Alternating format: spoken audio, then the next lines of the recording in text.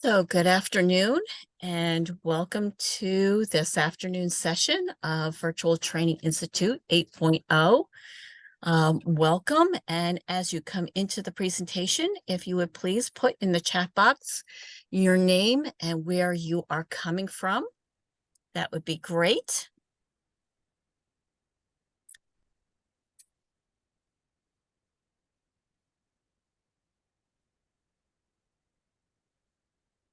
And we have with us today Christine Kelly.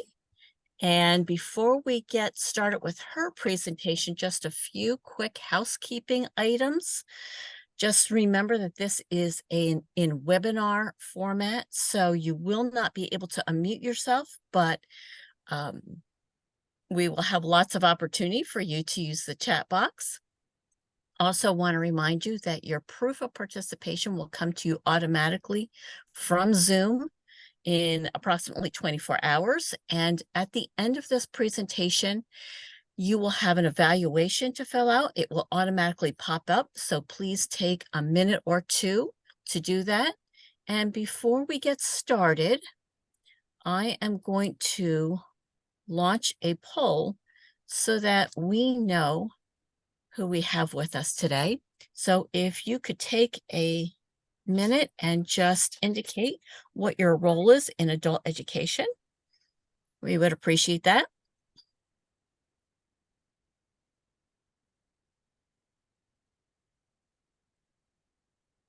Okay. So I'm going to go ahead and end the poll. And overwhelmingly, the participants are instructors, as one might expect, with a few instructional specialists and transition specialists. So I'm going to go ahead and stop sharing this. And I am going to turn this over to Christy for her presentation. Great. All right.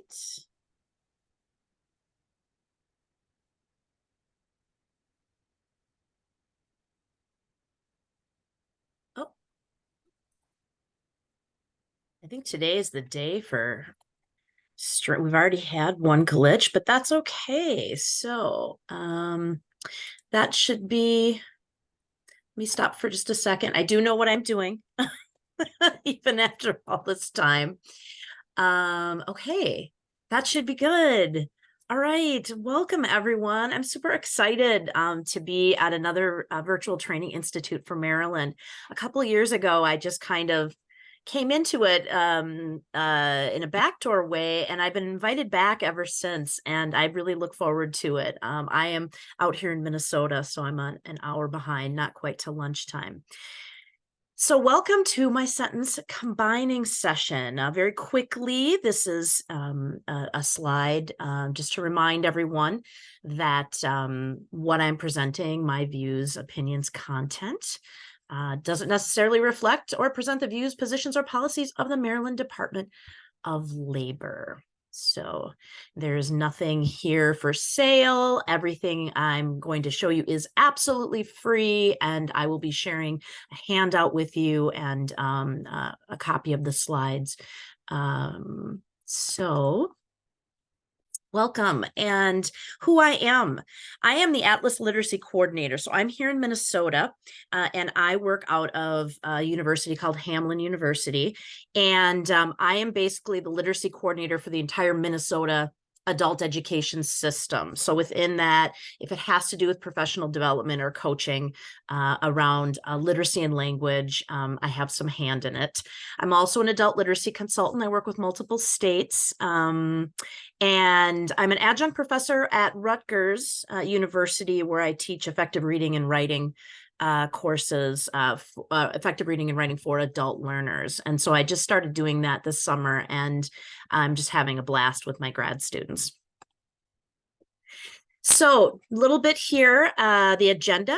What is sentence combining? We're going to talk briefly about what it is and why it's an effective strategy. And then we're going to try it.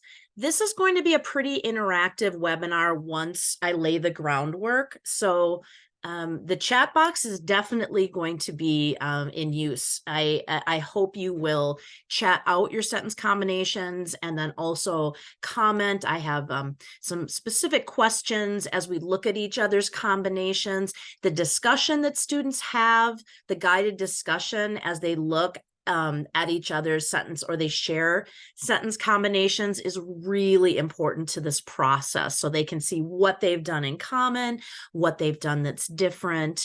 And then I'm going to give you some tips about how you can work sentence combining in to other content area classes. It doesn't just have to be in a writing class.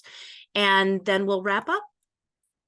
So I always like to start with a student quote, and this was probably one of the best quotes that I hold close to my heart. This was Nai, a student from Togo, and she was very reticent about writing and about making mistakes. And so she had kind of that perfectionist way of thinking. And we were doing a sentence combining activity. And I looked over her shoulder when we were in person and I said, wow, that's a great choice for combining those sentences. And she looked at me and she said, I didn't know I could do this in English. And I think that captures the power. We want students to play. We want students to try things and to not feel constrained. They're going to make mistakes. But this is not the only kind of instruction that we do for grammar or language conventions. It's just an opportunity for them to try things. So just an opening question, who has used sentence combining in instruction? Any kind of instruction, maybe it's been in the core texts that you use, or it's something that you bring into instruction or work with sometimes, maybe preparing students for one of the high school equivalency tests like the GED or the HiSET. I'm not sure if the HiSET is in Maryland, but please share in the chat who's used sentence combining. It is one of a handful of strategies that have evidence-based strategies that has been proven to work. High beginner level. Oh, that's great. I love to see that in ESL. GED, yeah, getting students to work on that sentence variety a little bit. Great, both ESL and ABE classes. Oh, I'm so glad. Good, we should have students writing sentences all the time. Writing is a huge soapbox for me because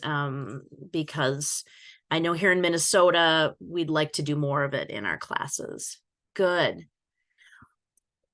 Well, thank you. I'm glad. So there's some knowledge about sentence combining here, and I'm going to be talking about some of the different kinds of sentence writing, sentence combining exercises that we can set up for students, depending on how much support they need, and then how much you want them to be able to just try things and choose from a variety of choices. So, couple really important things, materials you need for this session.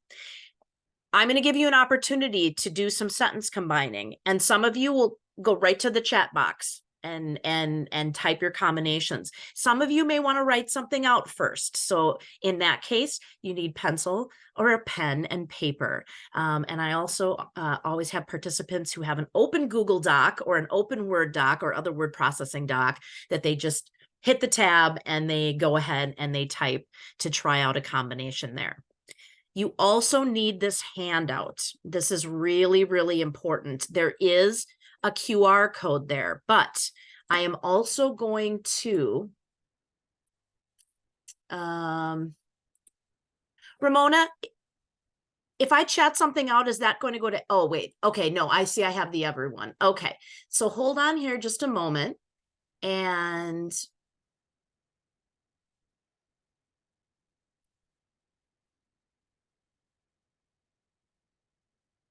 oh, I'm going to have to move this up into my Google Drive. Just give me a moment here.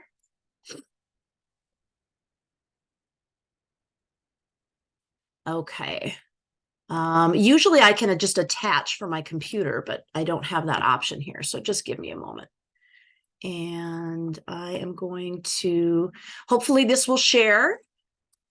I will make sure it is a PDF, but it's going to be good for you to have as we do the sentence combining.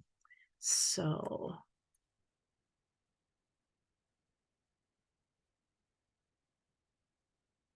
All right. Let me grab this and share, make sure that everyone can get to it.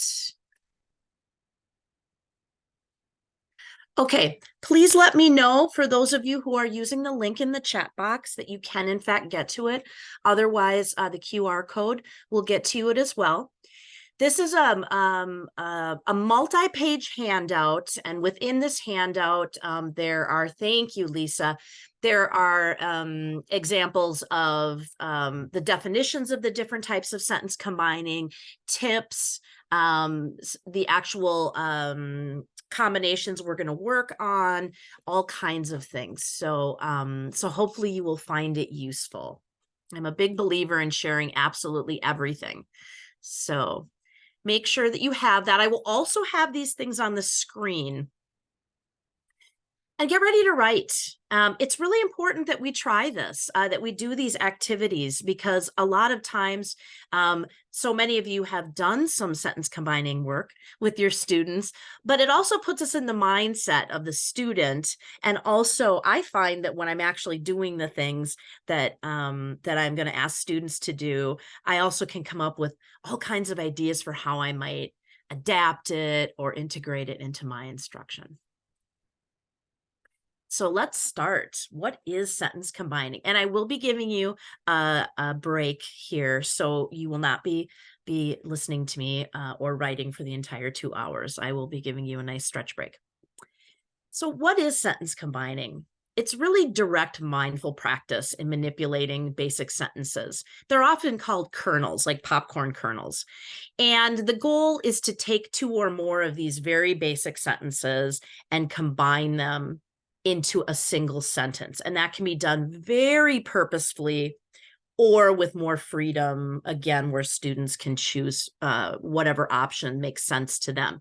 It is only one strategy to improve writing. So this does not take the place of other kinds of writing, of other types of instruction with language conventions. When I did this recently, I had several teachers say, well, what about diagramming sentences? And I said, whatever approach you're using is fine. This is just one strategy to get students writing. So here are some examples of kernel sentences. Very, very short. The conference was good. The conference was helpful. Okay, so some possibilities for this, of course. We could create the conference was good and helpful. We could also create the conference was helpful and good if we want to switch those adjectives around. The helpful conference was good, so we might put an adjective before the noun. The good conference was helpful. So we've got a lot of different options here. And though this would be a very short compound sentence, sometimes students come up with the conference was good and it was helpful. So there's a little more going on there where students need to know to make the pronoun substitution for conference. So lots of different things. And if you really want students to be able to check early on to make sure they're including the key words that you want, you may, and I'll show you on another slide, you may want to together circle those words in the kernel sentences so that they can check to make sure those words end up in their combinations. But remember, it's not about good and bad sentences any more than effective writing is not about writing long, complex sentences. The goal is that students write with a variety of sentences, a variety of sentence structures, lengths. And so it's really about effective and less effective sentences. And that's where some of the conversation will come in. it's really about experimenting and taking risks. We can have students who come to us who have a certain idea of what they need to be able to do in order to write. And in my classroom, that has been in the form of students thinking that if they're going to write, things have to be perfect. And so what happens is they will become very anxious, or they will write very slowly, and they will want to make sure everything is perfect before they move on, which can result sometimes in losing some good ideas. Please put in the chat box if you have students who sometimes get frozen because they have an idea that when they write, the writing has to be as perfect as possible. Writing can cause a great deal of anxiety. We talk a lot about math anxiety. Writing anxiety is real. And I'm sure that you have worked with students. How many of you get anxiety about writing? In studies that have been done about with pre-service teachers, with thinking about how they might incorporate writing, when students, pre-service teachers have to really think about their own writing experiences, sometimes they discover they themselves have anxiety. Yes. Oh, very anxious to try writing. And sometimes as teachers, we can have some anxiety about a particular kind of writing. So we want to give students opportunities where it's really about experimenting and taking risks and looking at the possibilities of written language using real language. So mistakes, I love this. They're proof you are trying. And sometimes you really have to establish this culture you may already have in other ways, where when students make mistakes, but they are trying different things, we really celebrate that. And we can also share with students that, we try lots of things and we may have a little bit of anxiety. And I'm writing my dissertation right now. And let me tell you, my anxiety is max. I'm a good writer, but this is a whole other level, right? So I'm getting things back from my chair. It's covered with writing. And so I like to share with students that we're all working to become more effective writers. So just a note, I know that some of you said with more lower level ESL, and of course, depending on how you do this, your students best. In general, when we talk about sentence combining, we talk about how students should have at least some basic English speaking, listening, and conversational skills, and at least some basic reading skills. So we talk about when we're talking about NRS levels, like a beginning ABE or an intermediate ESL.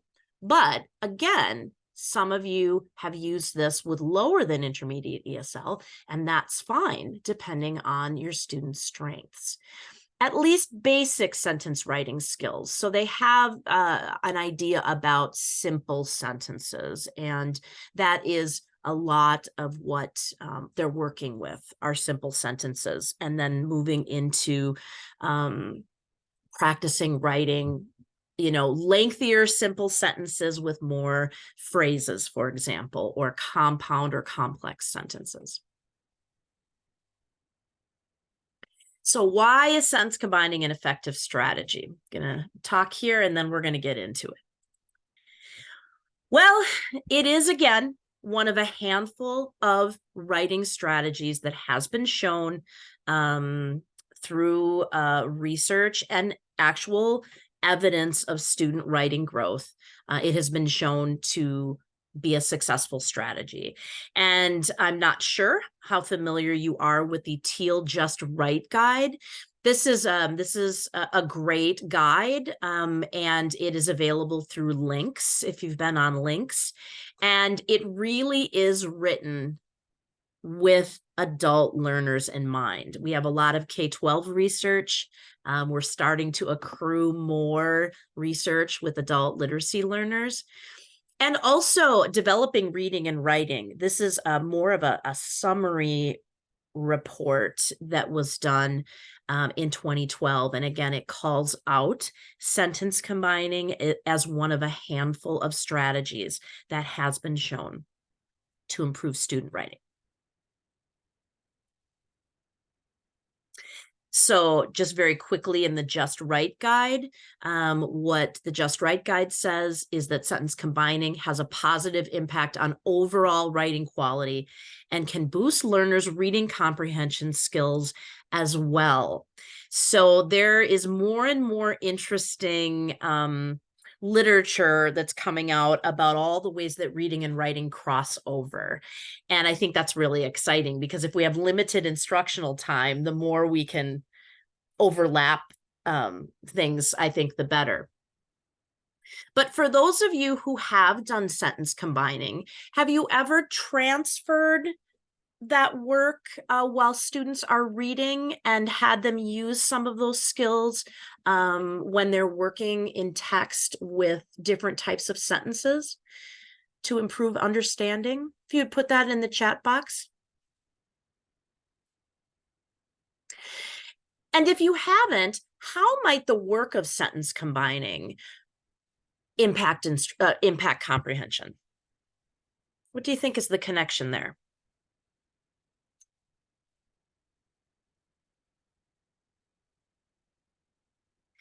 Because I have, am like so many of you, I think so many of us have or feel limited time for all that we want to teach our students. And so anytime we can use crossover strategies, I see here, yes, they could understand and read better after the sentence combining lesson. Oh, K-12 ESOL teacher sentence composing series. I have to look that up. I'm going to check that out. Thank you. Connecting words, both and, neither, nor. Looking for the pairs and reading, then writing. Yes, I'm so excited about this. Oh, I'm going to check out that Kilgallen's. Students can learn to see how ideas connect and contrast. Yeah. As you do this work, students get more familiar with working with clauses, phrases, punctuation, conjunctions, and when we would come across some more complex sentences, I would often in text, like take one of those complex sentences and put it up, either if I was teaching online or on the smartboard or on the whiteboard. And together we would kind of deconstruct a little bit by paying attention to the connectors and what are the ideas going on and what is really the core of the sentence. And so that's also that deconstructing. We'll talk a little bit about that. So quickly, some benefits of sentence combining. And many of you have already seen the benefits. You may find out a few more here. It really encourages attention to word choices and precision. And word choice and precision is something that is definitely part of the college and career readiness standards and the English language proficiency standards. Strengthen sentence variety. And then when students are getting better at writing or combining different kinds of sentences, we have them go right back into their own writing and look for opportunities where they can apply that. There's an increase in fluency in sentence writing. Sometimes teachers will say, I don't like to give too much scaffolding with writing, say using a paragraph frame or a sentence stem or frame, or using what we call, or using when we give them the actual combining word we want them to use. But students do need to develop some comfort and some fluency with writing different kinds of sentences in order for them to then begin to make their own choices, their own creative choices. And it leverages the connection between reading and writing. Lots of benefits, even some more. Sentence combining encourages more complex and interesting sentences. Although we do talk about how just because a sentence is long and complex doesn't necessarily make it more effective. It increases the metacognitive thinking of revising. So when students get into a routine of working with sentence combining, again, we can have them look at their own writing. We can have them look at peers' writing. We can have them look at texts that we're reading and ask them to think about where they might combine sentences, where they might introduce more sentence variety. They learn grammar in a meaningful context. And I'll talk a little bit more about that. Sometimes through sentence combining, we can expose students to patterns before we ever teach them a particular rule. And since the human brain likes patterns, seeing it in that kind of meaningful context before we then break it down a little bit can really settle in our students' heads. And it can be useful when reading complex sentences, as we said before. So very quickly, the basic sentence combining routine. This is a basic sentence combining routine. Again, you may do it a little bit differently. You want to model. And then there's guided practice with kernel groups. And those groups can be 2 sentences. They can be 10 or 12 sentences. I'm going to show you longer sentence combining activities where we're actually going to play with multiple sentences and try to get those down into 1 sentence. That would be something that's more advanced, but can work really well with learners. And then we want students to create some similar sentences and on their own, or apply these patterns to their own writing. So it really is, whenever we can, we want to get them applying what they're learning to their own writing.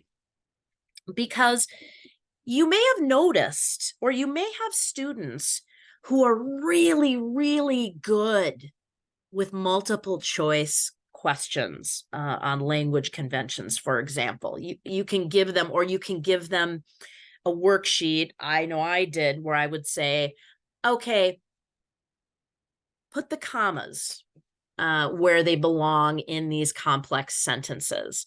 And students can do that.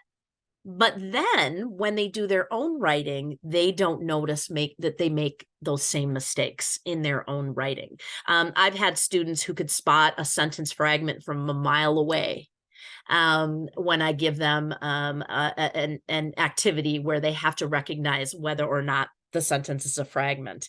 And then they can write a paragraph for me where there's 3 or 4 sentence fragments. So perhaps you've seen that they can get really good with language conventions, but in actual writing, they struggle to notice the same errors.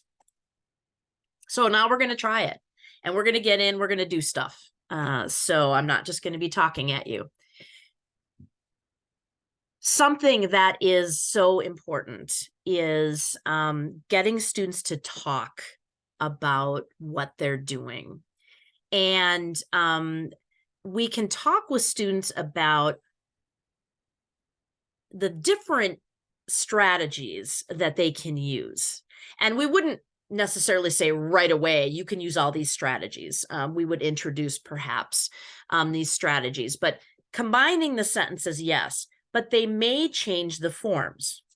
So they may change, they can change perhaps the verb form. They may change a form. They may introduce a pronoun instead. They may turn something into an adjective. They can add. So those function words, those conjunctions, the connecting words, the fanboys, for example, the for and nor, but, or yet, or so, or the subordinating conjunctions, or if you're working with semicolons, conjunctive adverbs. They can rearrange, so they can move things around, and they can add or eliminate details as long as they don't change the core idea of the sentence. So many times when you're starting with students, they'll be like, well, can I do this? And you can talk about that and say, yes, you know what? You just changed that verb form. And that's fine. Can I move this group of words to the beginning? Yes, we can do that too. So sometimes they need time to kind of see the different things. And of course, when you're working with learners who need more support, again, you can scaffold this very tightly to start. And then we want students to be thinking about, how is the new sentence they created different? Also different from maybe the peer sitting next to them, or perhaps how you, the teacher, decided to do the combination. How did we create the new sentence? Did we add a connecting word? Did we change the forms? Did we eliminate some words that were repeated? How did we create the new sentence? This is really, really important. It helps students to see the different options that they have.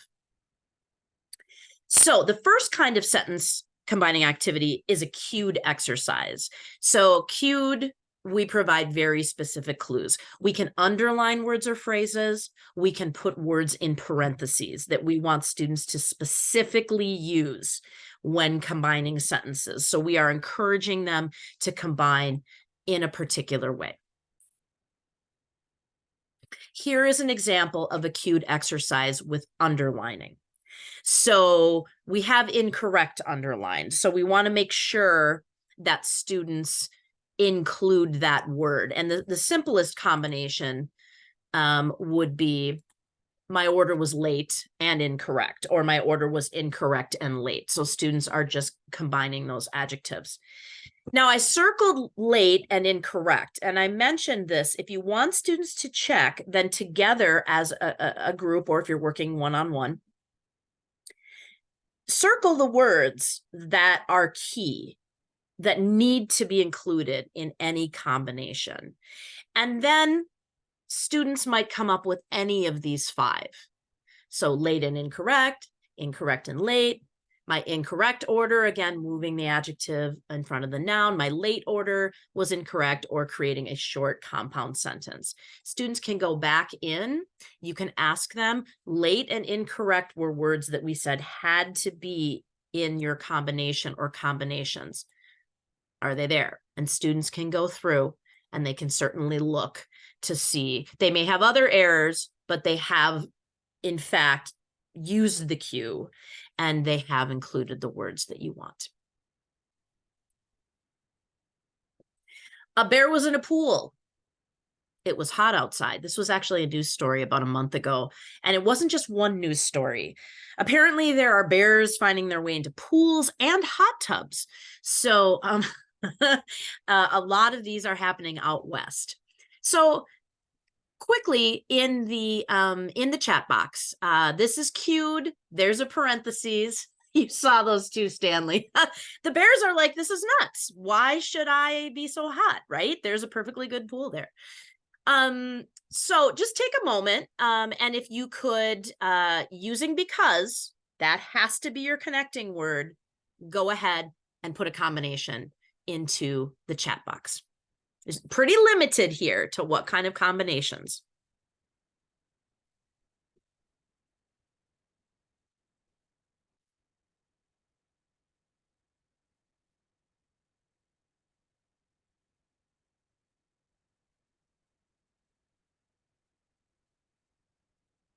So I'm seeing the 2 basic combinations.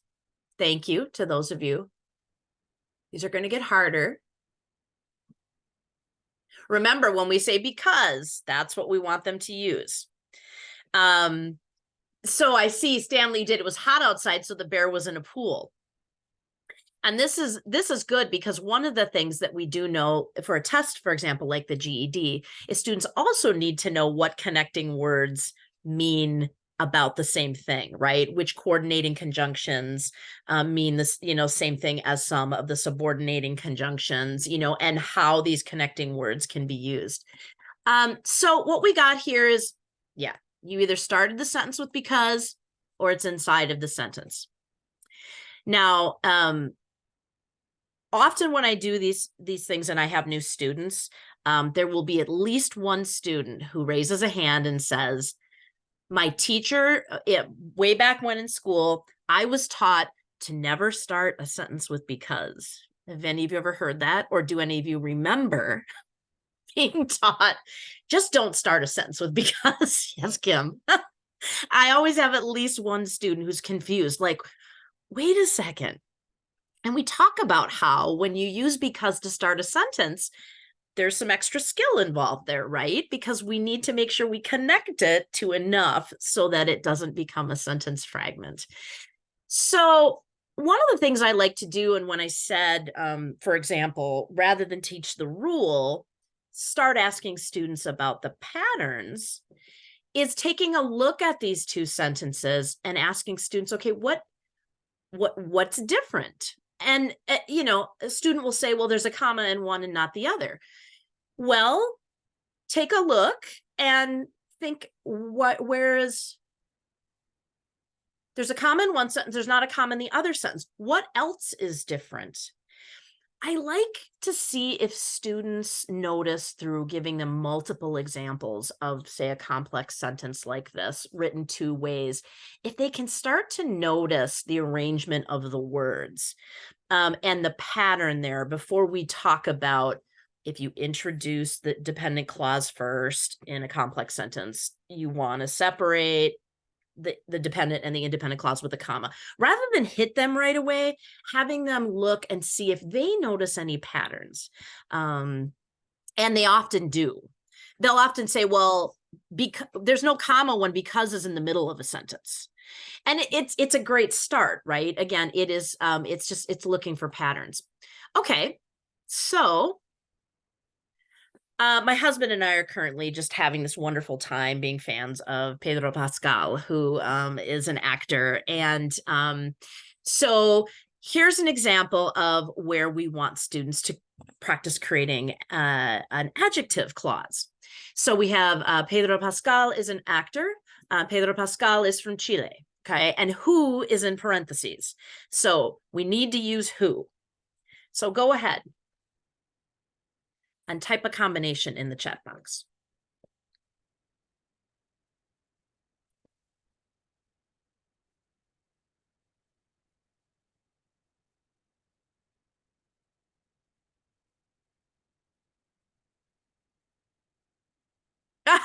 Good, Joy. It's fresh in your mind.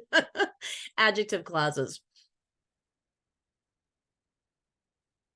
Now we know that it can be more complicated, right? Like it depends on what we really want to highlight in the sentence, that he's from Chile or that he's an actor. We also know that there are interesting comma rules when using who, depending on if the information is essential or not essential. But again, we want students working with the words. And that is a first step so that they are starting to work. I love doing the adjective clause combinations, because when we go then into text and sentences start to get long and there are all of these adjective clauses, taking students in and having them break them up by, say, underlining the adjective clause and then drawing the arrow right in the text to the word it's modifying. It helps students also to kind of get the most important essential information out of the sentence and understanding that the adjective clause is additional information. So thank you for indulging me with my Pedro Pascal. Again, some examples. Pedro Pascal, who is from Chile, is an actor. Pedro Pascal is an actor who is from Chile. So there are some different ways we can do this. And again, we're just getting students to work on some very specific combinations. Okay, now we're going to ramp it up. Okay. This was inspired. I am a child. I was born in 70. And from the age of 13 on to this very day, my favorite band of all time is Duran Duran. And a few weeks ago, I was able to see them at the State Fair, the Minnesota State Fair, and it was so awesome. And so it inspired me. The audience arrived at 8 p.m. This is a little bit different. The audience was huge. The audience was excited. Okay. So these are also on your handout, but let's just take a minute or two. And huge and excited need to be included, but that's it. So what can you come up with? One sentence combining all three of these kernels. Go ahead and put it. And you're being great by putting things in the chat box today.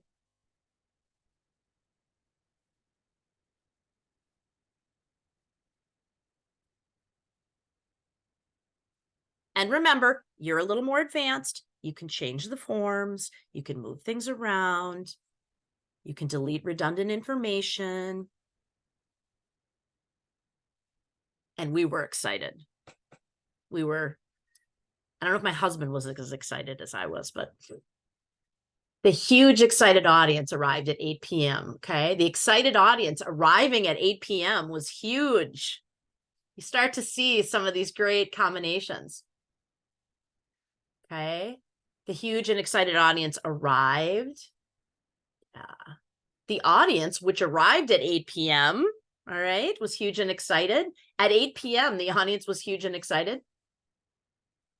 Some of these leave the arrived off, and we want to be careful. And students generally, with students, will be a little pickier, but I love these. The excited audience, which arrived at 8 p.m., was huge. So lots of different ways, moving the adjectives around, changing the form of the word, creating an adjective clause, combining coordinate adjectives, huge, comma, excited. You also know the comma rule there, right? We know a lot of things in this group, but your students aren't necessarily going to know all of these things. They may stick to some more simple combinations. But how this works really well in a multi-level class is you may have some students who are at the more advanced level, and one of them may throw out an adjective clause, right? Or they may combine their adjectives together. And this is why it's important that we want students to share, even if it's just sharing with the person next to them, and asking what was similar to how you combined your sentences? What was different in how you combined your sentences? And then which is more effective? And it depends. Again, we're looking at not what's better, or I hate to use words like good and bad. Like, I never use good readers and bad readers. I always use effective readers and less effective readers. So what's more effective, less effective? The audience who arrived at 8 p.m. was excited and huge. Love these. Okay, now we're going to take just a little bit more time with something a little bit longer. This is still cued, okay? So there are words that are underlined. Now you can do a couple different things. And again, you can adjust to your students. And if you have a multi-level class, you can adjust that way as well. So I would have students where I would say, okay, for each group, create one sentence. But I have some students sometimes who are like, I want it to be harder. And I say, okay, well, maybe you create 2 sentences instead of 3 total sentences. Sometimes students get a little intimidated and they say, well, 4, 5, 6, and 7, there's 4 sentences there. I'm not sure how to start. Well, start by combining one of the pairs and then combine the other pair and then see if you can't combine those 2. So there are some different strategies, but again, we want students to play. And the question comes up like, but I don't want students to develop, bad habits. Again, this is not the only writing instruction that you're doing, but we do need to give students some more low stakes opportunities to really try things in their writing. So I'm going to set the 5-minute timer. You can write it on your piece of paper. You can just put it right in the chat box. And in fact, don't put it in the chat box yet. If you want to type it in the chat box, wait, don't hit send. Okay. Just wait. And otherwise you might want to do it on a piece of paper or on a screen. So I'm going to set the timer here for 5 minutes, 3 sentences max. Some of you may want to take it one step further. But don't post it yet in the chat box. You can write it in the chat box, but just don't hit that, don't click that send button.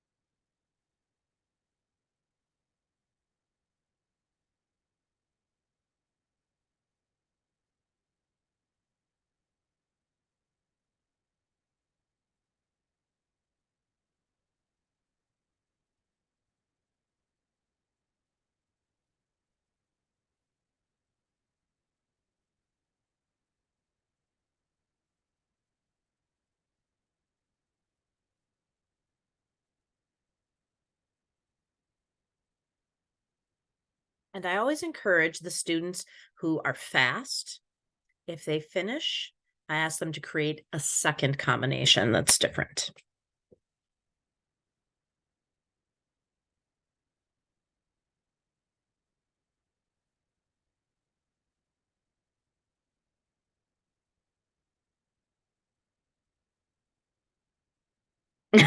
That's okay, Kim. Yep, hold on. Hold on, sending them.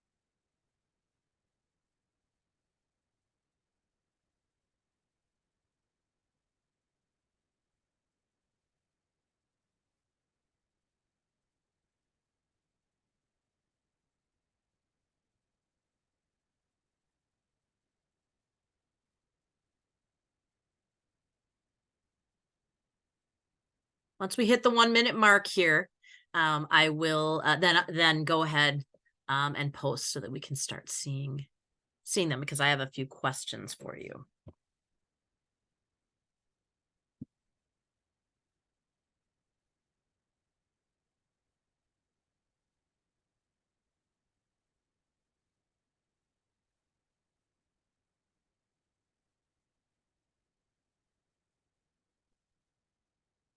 Okay, go ahead.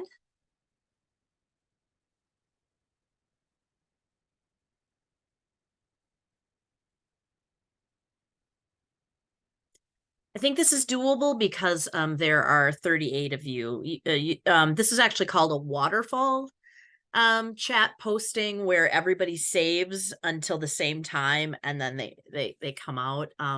You don't want to do this with 100 people.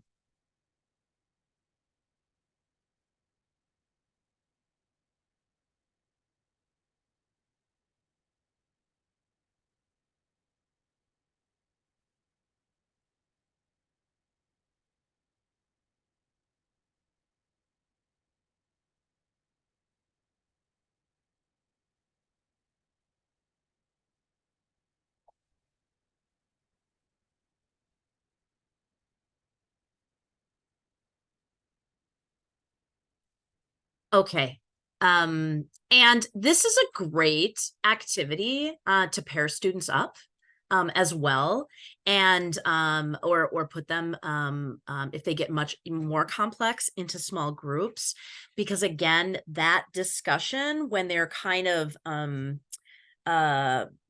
navigating those sentences together and they're negotiating about different combinations, this kind of conversation is so valuable, especially in groups where you have some lower and some higher learners, because the lower level learners are being exposed to perhaps ideas for combinations that they aren't thinking of themselves. So that negotiation is really important. That's the collaborative conversation that we talk about in the standards, which is more than a discussion. It's a conversation with a shared goal, right? So let's take just a couple minutes here and look through. And we've got quite a few here. And just take a look. And I'd like you to think about how the combinations are alike, how they're different. Pick one maybe that you think, wow, I really like this one. And think about which seems the clearest and easiest to understand. That's a great question, especially if you're having students think about different audiences. Like what might be the best combination if you were texting a friend, or what might be the best combination if you were writing this to your boss. But I'd like you to just take a moment and call out in the chat box, what is one, and we all have our names on here. What is one? Or you can also go in and you can like something. I think, oh, no. Oh, yeah, you can put it. Well, no, there are some different options, sorry, that I'm used to here that we don't have, but that's okay. So look through and like, which one do you really like? Or which one do you think is, wow, I didn't think about this?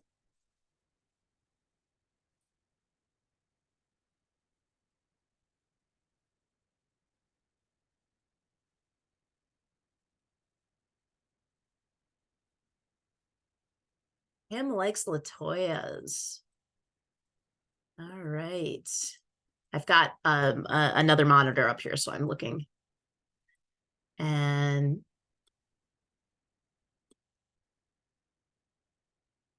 the grapes rolled under the table and were ruined. Good.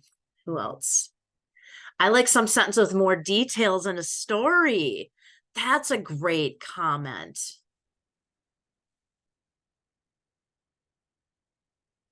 I like a keeps. Let's see if I can find that one here. Thanks. This isn't as easy to do when you don't have little breakout groups and we're doing everything in the chat. So thank you so much for being really good sports here.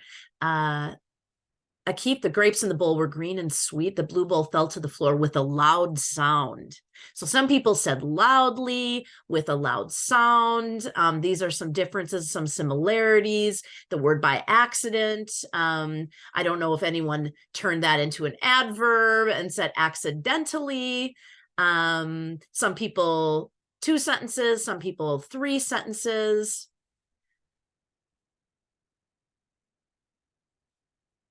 All the grapes were ruined. The bowl fell to the floor by accident with a loud sound. All right. Yep. There's accident. Cynthia got the blue bowl accidentally fell to the floor. And when you start to share these, you'll have students go, wait a second. Can you do that? The word was accident. Can you do that? And you say, yeah, actually, accidentally, we're adding an ly depending on where your students are at. We turned it into an adverb. Okay.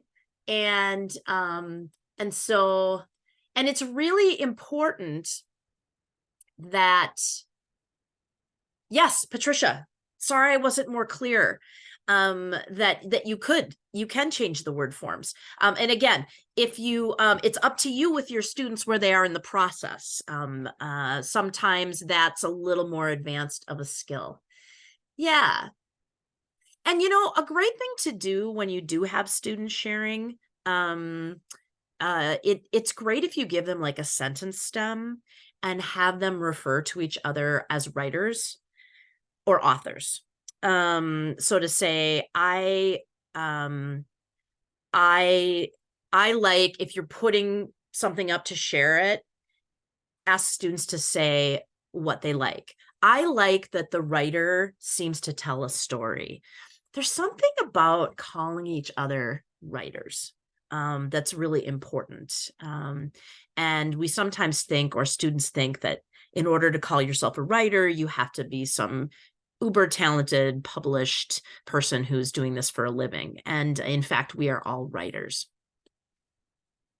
Okay, I am eyeballing the time here. And before we do open exercises, I am going to give us just a little bit of a stretch break here. Okay, so I'm going to give us, I'm actually going to go back to,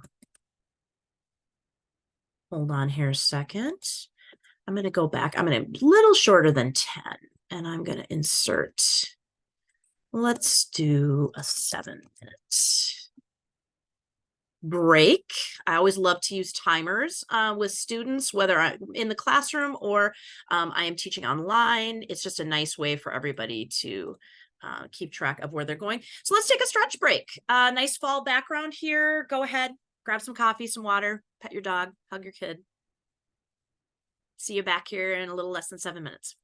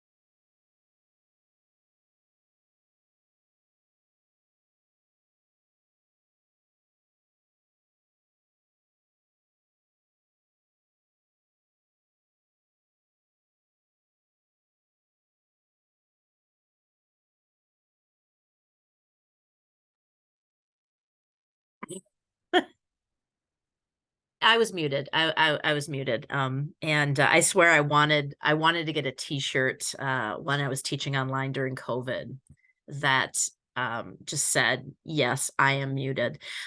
So sorry, I was saying put back that you're here. Or you can put an emoji in the chat box. Hope everybody got a little bit of a stretch. That hour kind of whipped by. But I like to do workshops where we're doing stuff that we would have students do. Thank you. Great. I got the heart eyes. I love that.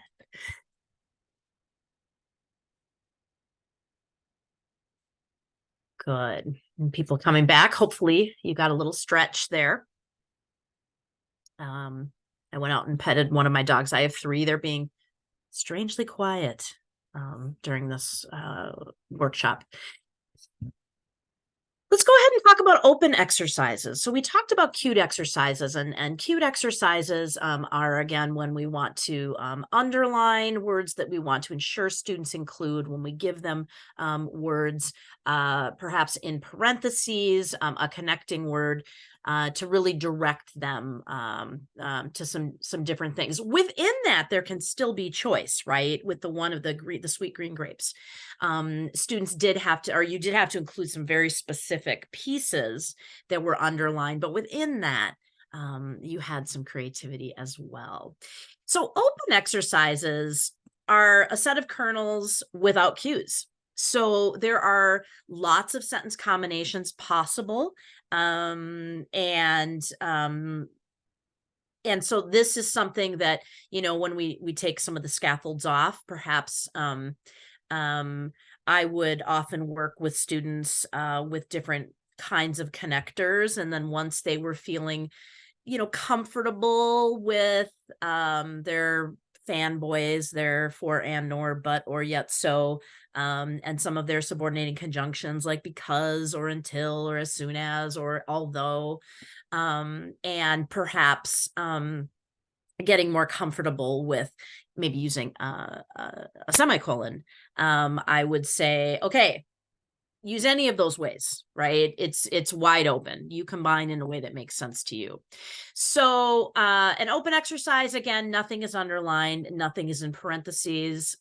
This was again in Minnesota. Here we have one of the largest state fairs in the country, mostly because it's only 12 days and we get just an insane number of people. And so the state fair is coming soon. It lasts for 12 days. So lots of different ways we could do this. Sorry you got kicked out of Zoom, Jennifer. I'm glad you're back. The state fair is coming soon and lasts for 12 days. Perfectly reasonable. The state fair is coming soon and it lasts for 12 days. Okay, that would be fine. Lasting for 12 days, the state fair is coming soon. Now, the trick here, when I have students who start to kind of go in this direction, we have to watch for those dangling modifiers. And so it also making sure that lasting for 12 days, coming soon is the state fair. There would be an issue there. But again, we are kind of walking the line between students trying things and learning some things that are possible and not so possible. Number 4, the state fair that is coming soon lasts for 12 days. So lots of different, we have, a simple sentence, we have a compound sentence, we have complex sentences. And so lots of different choices here, and we can have the conversation like which one do you think is, or do you feel like is more effective? Okay, here's another one we're going to do, and this one is no direction, no words underlined, no words in parentheses. You can, if we go back to the things that you can do, you can omit words that are repeated. You can change the forms of things. You can add whatever connectors or punctuation that you want. The challenge is this. Sorry, I just saw what Joy posted. She bought popcorn with all this talk of kernels. I know. That's funny. You've got 5 sentences here. You need one sentence. Again, depending on the students, I might say 2. Okay. If 2 works for you, go with 2, and then look at those 2 and see if maybe you can't take it one step further. So, but go ahead with 1. I'm going to give you 3 minutes. Don't hit send yet. Okay. But again, you can change things. You can change the forms of things. You have really keep the key ideas, but you kind of have carte blanche to do what you want. So let's do 3 minutes here.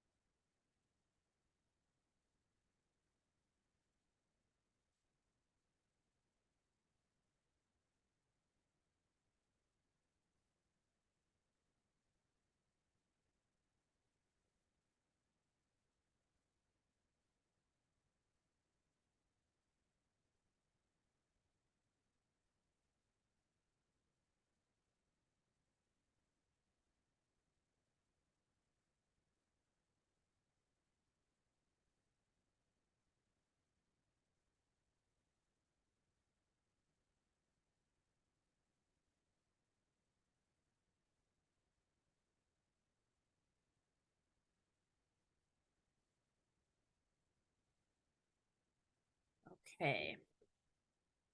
Go ahead.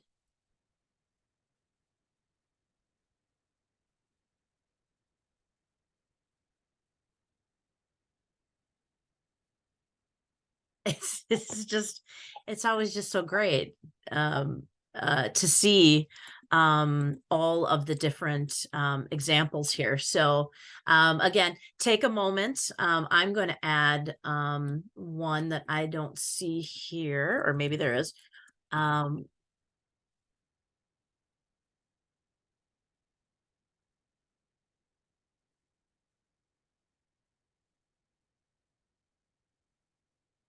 Just added mine. So take a moment and look at what what are what are some of the differences here? What are some of the techniques that your colleagues used to combine these sentences?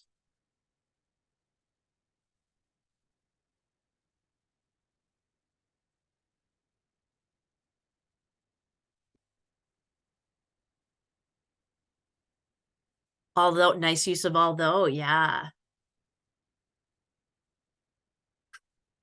Yeah, Ruth, Kim, a couple of you added luckily. There is an addition that doesn't change the core meaning of the sentence, right? And so that's perfectly creative. Some people made a dependent clause. What did other people do? MJ says, I like the variety of the conjunctions for the contrast. Yeah. When you think about it, even with a small group of students who, even if you don't have a very large class and say you're working with a small group, there are going to be some different combinations, right? And they're going to be exposed to different ways where they can look and go, oh, wow, okay, it means the same thing, but I've got choices here, right? Because one of the things that I found with my students is when they read text, they don't necessarily think in terms of the writer and that the writer makes deliberate choices. And so I guess one of my all-time favorite anecdotes from teaching was a student. We were talking a lot about choices in writing. Like, you are the writer. You have choices. You get to decide what words you're going to use. And I had a student who came up to me, and she had written a sentence about she was a DACA student, and she's been very concerned about her future. And she wrote a sentence that said, my mind is infected with worry about DACA. And I thought, infected, wow. And I asked her, I said, so what made you choose infected? And she said, well, you're always telling me that I get to make my own choices. And that's the word I wanted to use. And it was so it was so cool, because she was starting to recognize, I know there's a great quote by a researcher that I like, Gillespie, who says basically, our adults have spent a lifetime reading other people's words, and it's time for them to write and choose their own. And I think that's really, really important. I'm looking here. Yes. Offer a bank of more descriptive vocabulary to higher level students. Yes. These are wonderful scaffolds. I love word banks to help students and to provide them with options they may not think about. Yes. How flexible English can be. And we want students to see that, right? We want them to see that. And we want them to see that they may create things that aren't necessarily always correct, but that's okay, because we got to get things down on paper. We've got to play. Good. Okay. So now, this is not something that I would necessarily, and this is something that I would use with my more advanced students, like my high intermediate through high adult secondary. A lot of times I would do this in my my GED prep class. And note that my GED prep class a year ago, when I was teaching, and I taught 25 years in adult basic ed, 90% English language learners. They were maxed out according to NRS. They were no longer able to be, because of their CASAS life and work skills scores, they were no longer able to be labeled ESL 6 or advanced ESL. And all of a sudden, here they are in wanting high school equivalency, and they still had a lot of language needs and needed support. I do like what Joy put as well, for low levels too, who might not think off the top of their heads. Yeah, absolutely. Well, actually, we'll talk at some tips how you can use this.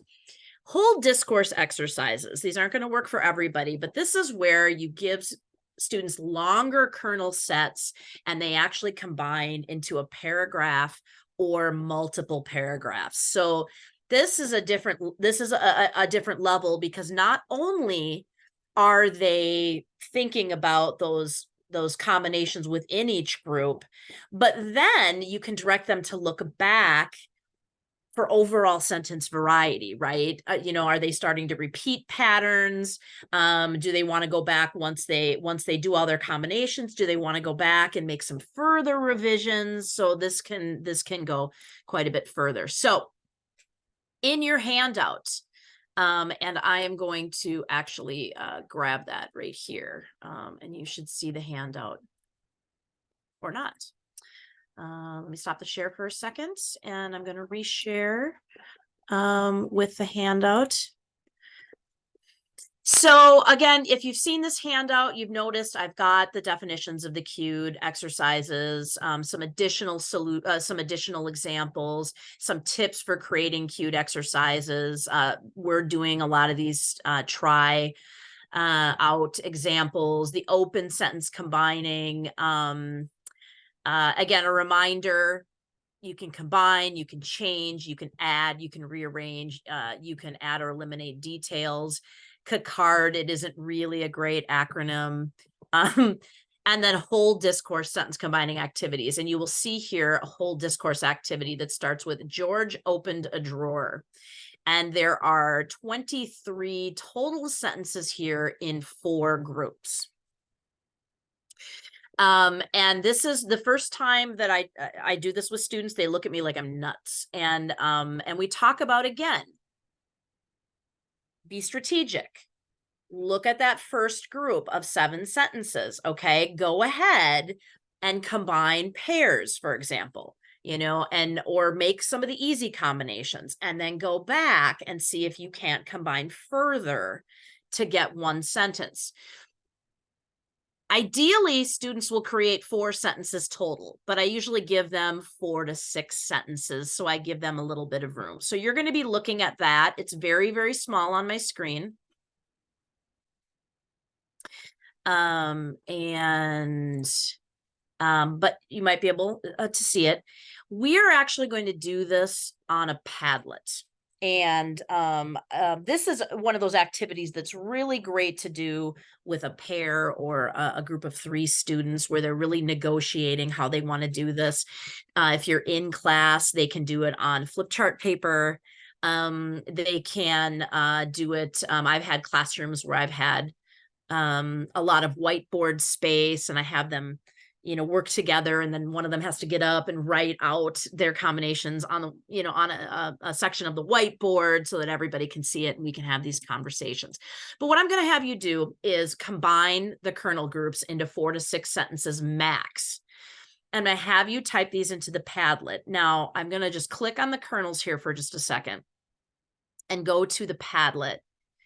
And right now it is blank. If you have not used Padlet before, there's a little plus and you can click on it, and don't even worry about typing anything in the subject. You can just, where it says write something beautiful, you can, begin to do your sentence combinations, however you decide. Okay. When you're done combining all of those sentences in 4 to 6 sentences total, go ahead and hit publish. It's going to pop up so that we get an opportunity to see, and you will have an opportunity to like or add a comment, but we'll have a few minutes to look at them. So to go back here, I want you to, nope, we're not starting yet, to combine the kernel groups. It's called making a stew. If you happen to complete one set of combined sentences, because as we know, some people need more time to reflect, some people really think things out, you can try another set and you can create fewer sentences. If you do 6, try to do 4. If you do 4, try to do 3. You can create a different variety of sentences, or you can combine a second time and use different punctuation or word forms this time. So I'm going to give us 10 minutes.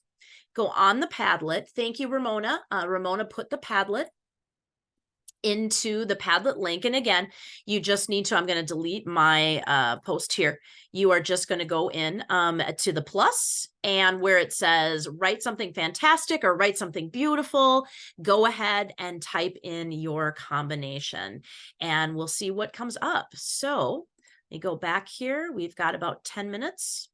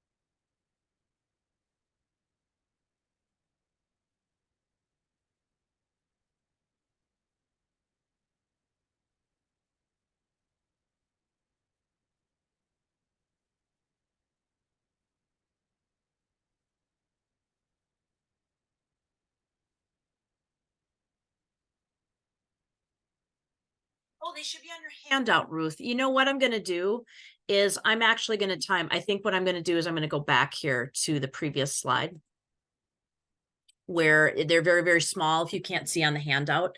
And I will keep track. Everyone has about 8 minutes here.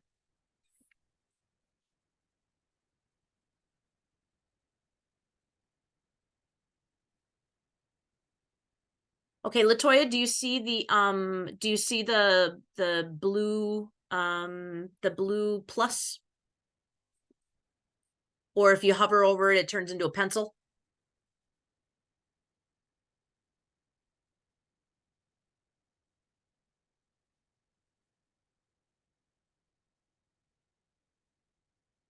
Okay, good. I'm glad you saw it. Yeah, Padlet isn't, people say, oh, Padlet is so easy to use. No, we all have to learn how to use it. It's a great, you can do this with students too. Students can do this on a Padlet and then look at each other's.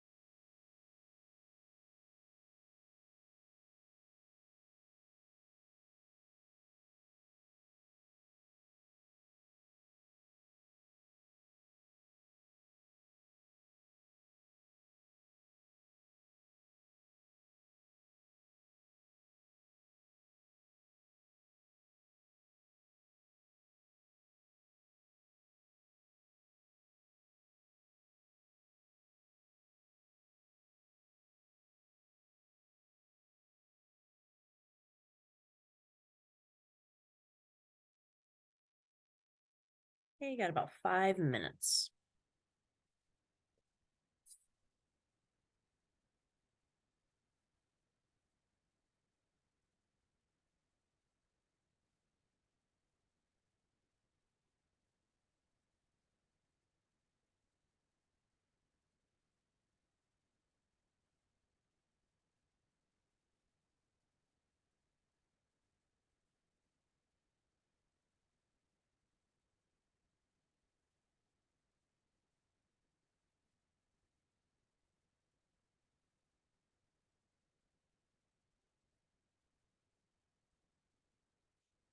And yep, you don't have to wait to hit publish. You can hit publish anytime.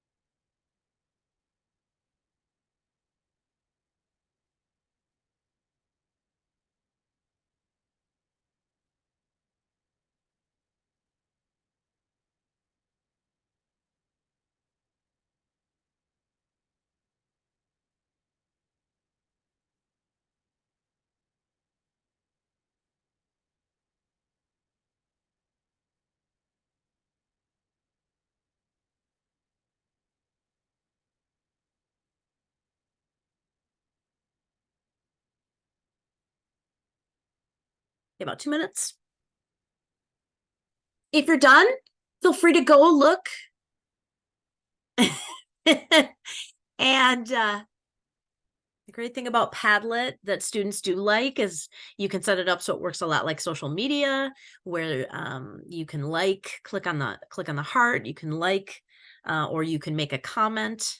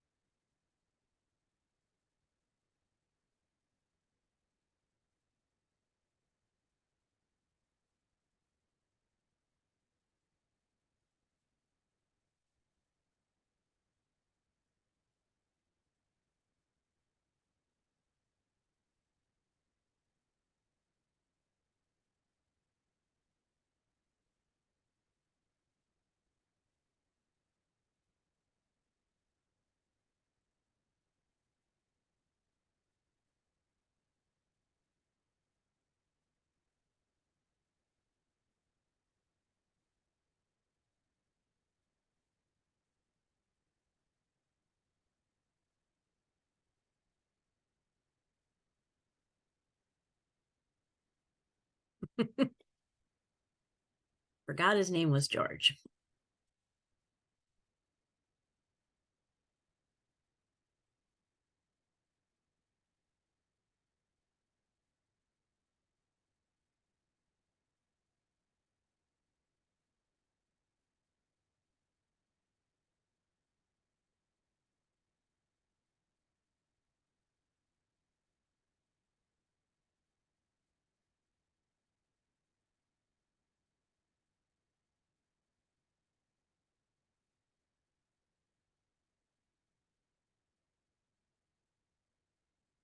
Okay, I'm gonna have you finish up. This is when I did this recently at a conference. It was in person, and there was so much.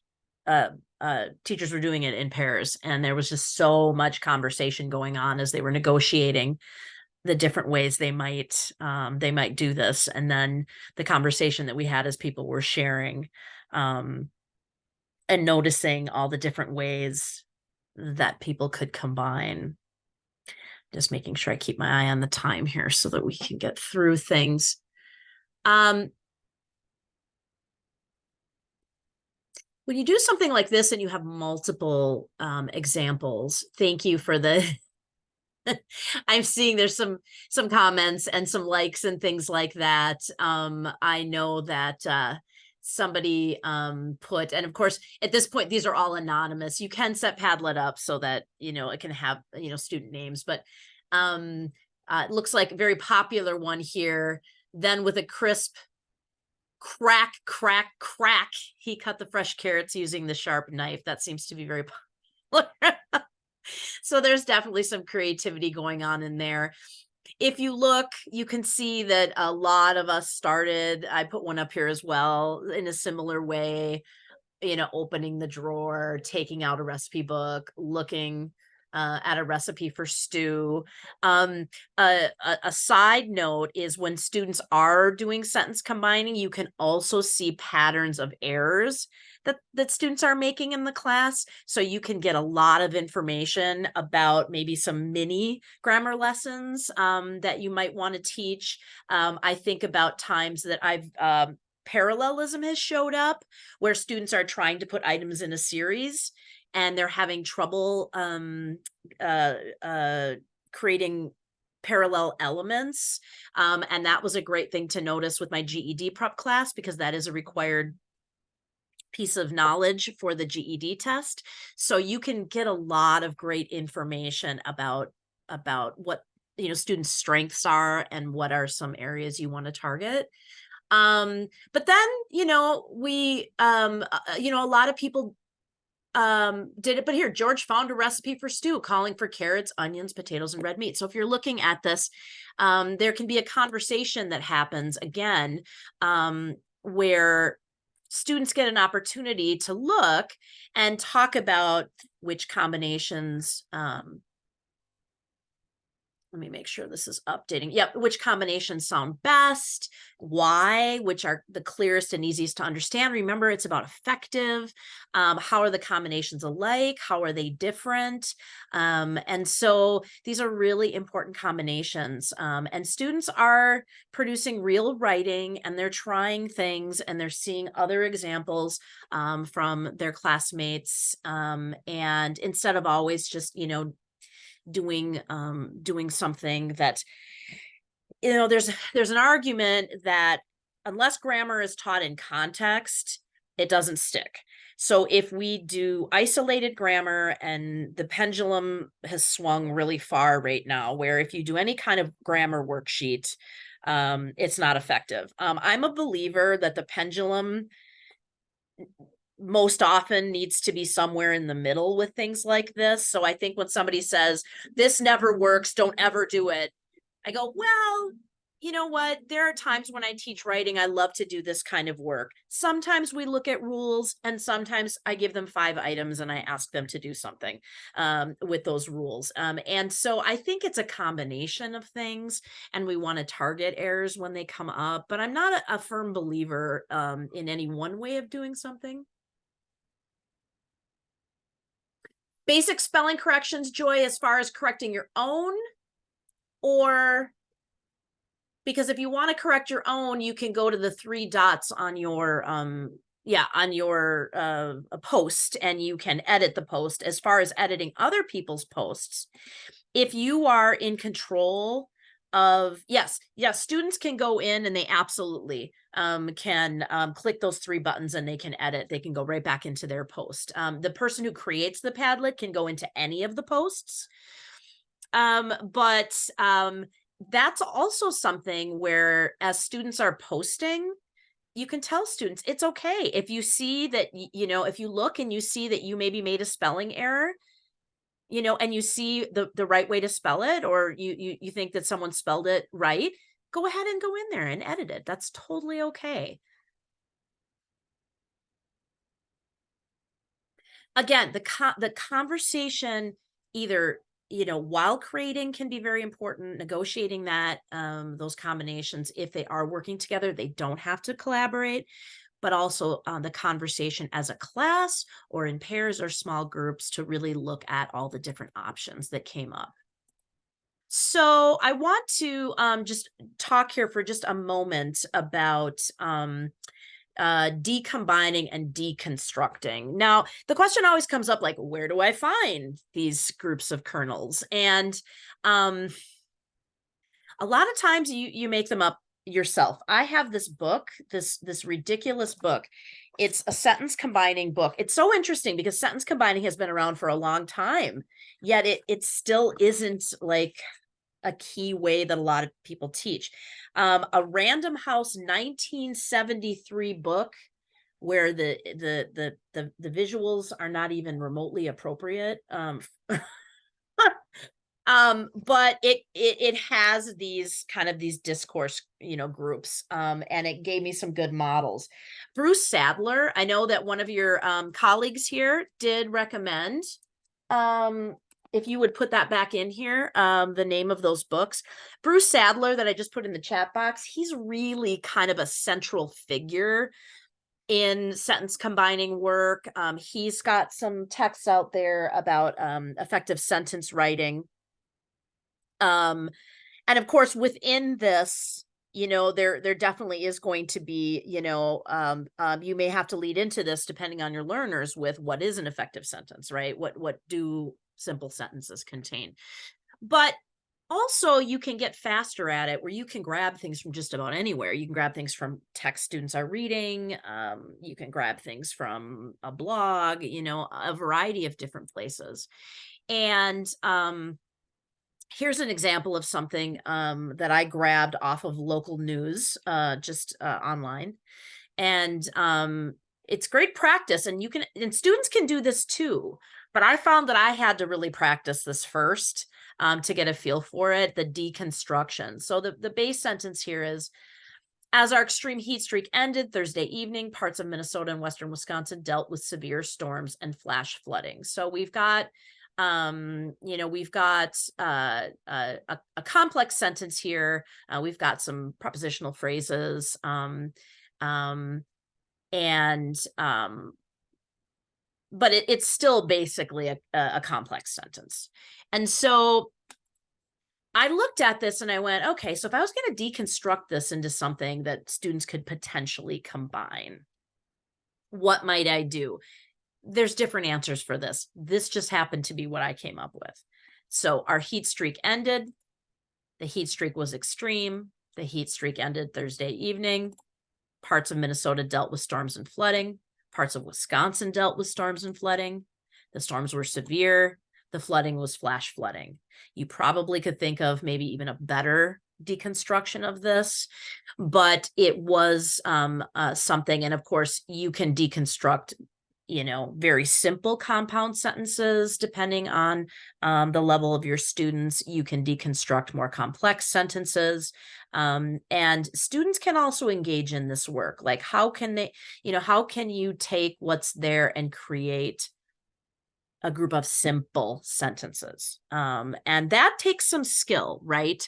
But it is something that can help with reading. And so as a teacher, I've had to practice myself taking different sentences or taking short paragraphs and really breaking them up. And I find that you kind of get faster, you get into more of a mode here. Like, as our extreme heat streak ended, the heat streak was extreme. You know, you start pulling out those adjectives. You start repeating elements of the sentences, like parts of Minnesota, parts of Wisconsin.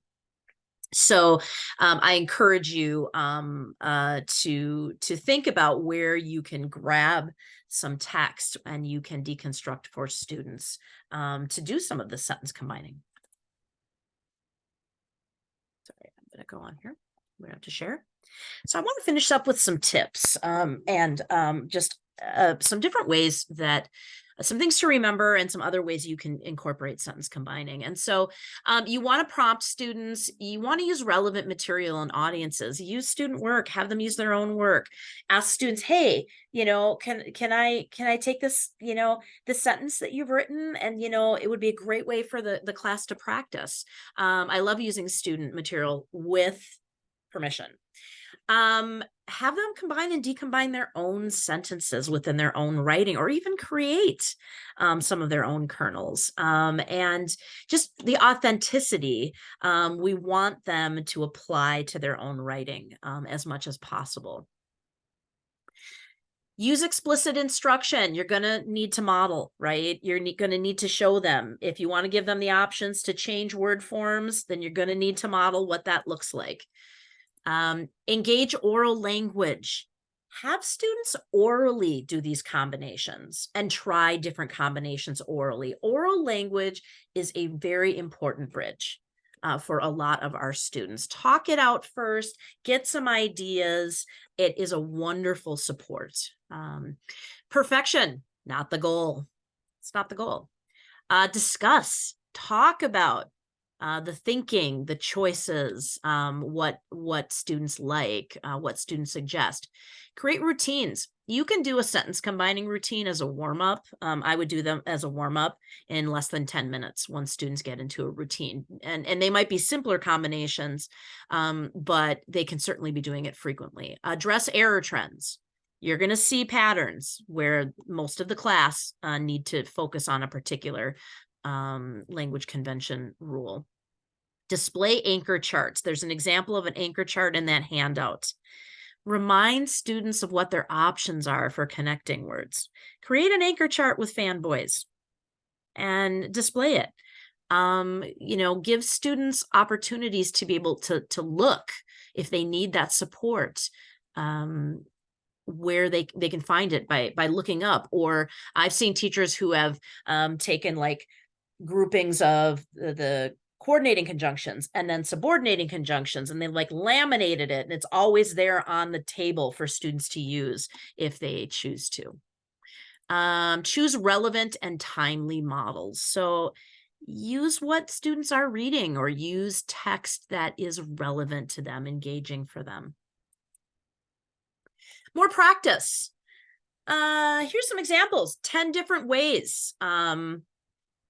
One cluster of sentence kernels to combine multiple ways, display and choose favorites. 10 just happens to be a number. You can give a cluster of sentence kernels in an open exercise and say, look, combine these as many ways as you can. Just this one set, try to combine them 3 different ways, 4 different ways, 5 different ways.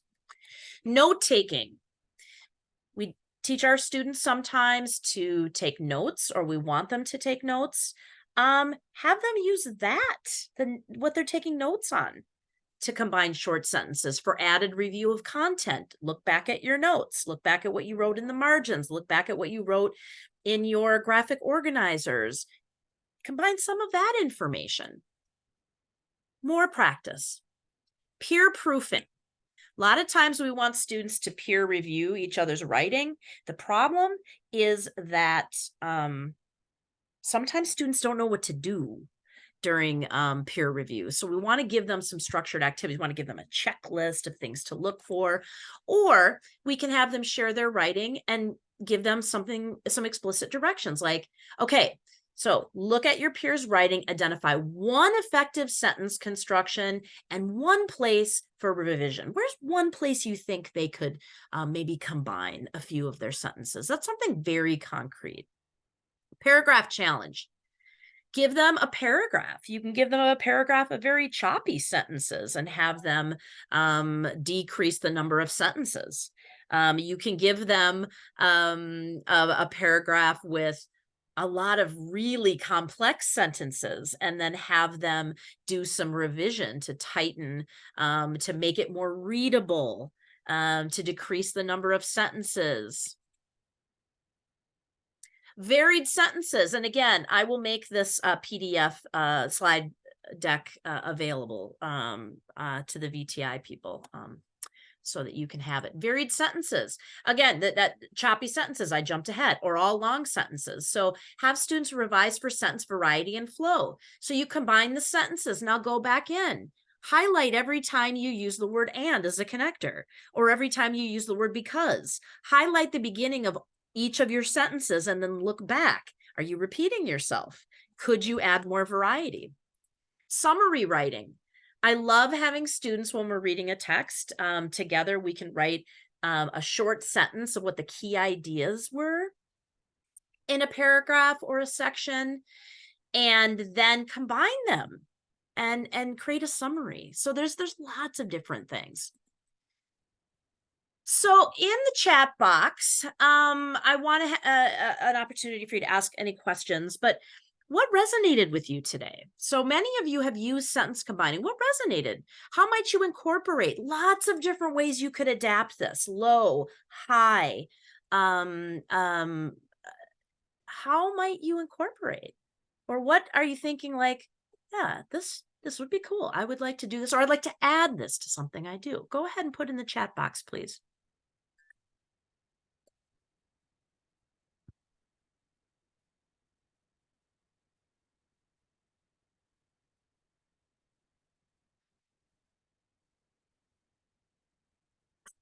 The hands-on approach, right? It's so much fun. As teachers, I like to do stuff. It just gives me so much of an idea of what I would need to do to get my students ready to do it. Okay.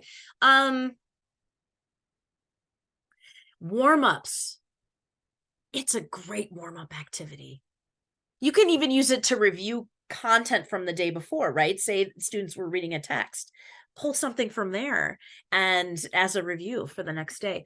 Okay, what I'm going to do here is I'm seeing sharing. I need to pull this up here so that I can share a PDF with you. So just 1 second here.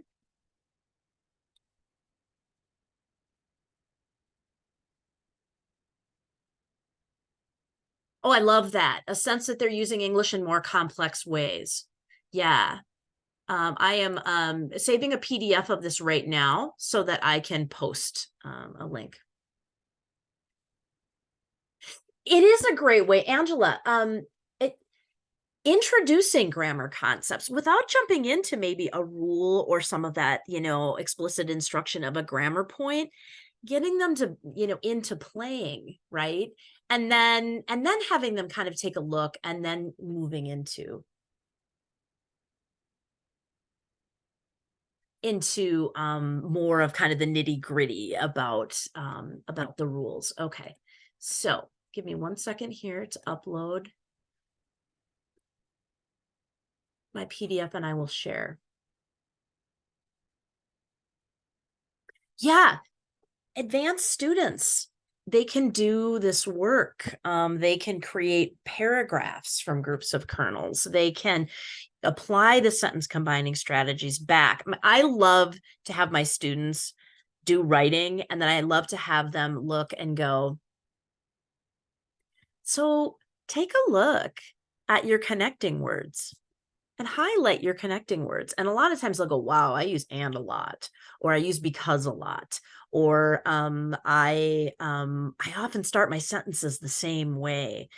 This is so metacognitive, and this is how we get students really looking and thinking about their own writing. So, okay. So I'm going to share this. Give me 1 second. Thank you for your patience so that I can share this directly with you. And please let me know that you are able to open this link. This is a link to a PDF of my slide deck. Warm-ups.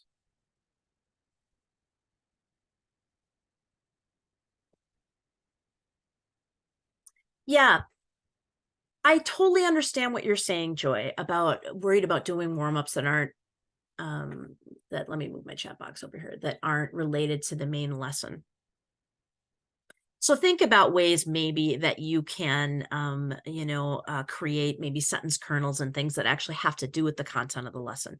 But also, a key thing that we need to do with our learners is we need to get them writing with more quality, but we also need to get them writing more, just more, right? So how do we increase the amount and quality of what students are writing? So sometimes it may not feel like it's connect to the lesson, but giving them the space to do some low stakes writing, to try things, to develop a more positive attitude about writing, to write more frequently is going to pay off when you want them to actually do some writing connected with the content.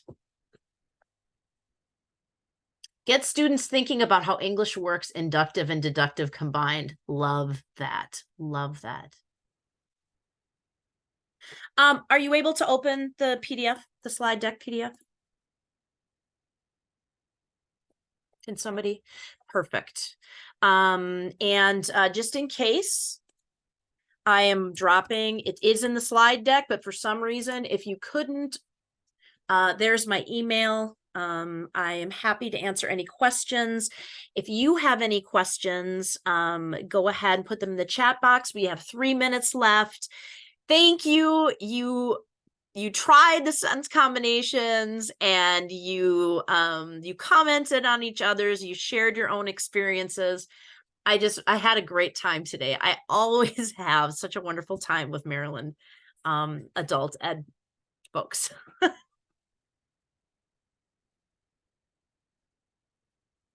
Well, on behalf of the Maryland Department of Labor, I want to thank you so much. This was a great presentation, lots of interaction.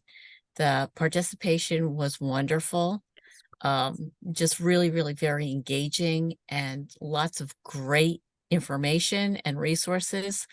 I can only imagine that they're going to be taking this and implementing it in their classroom, right away. So thank you very much. And again, when this session ends, you will get an evaluation form to fill out. So please take a minute to do that. Want to remind you also that there are a couple more sessions today and more sessions tomorrow and Thursday. So you still have time to sign up if you see a session that looks to be of interest to you. But other than that, everybody have a good evening. And again, thank you, Christine. Thank you so very, very much.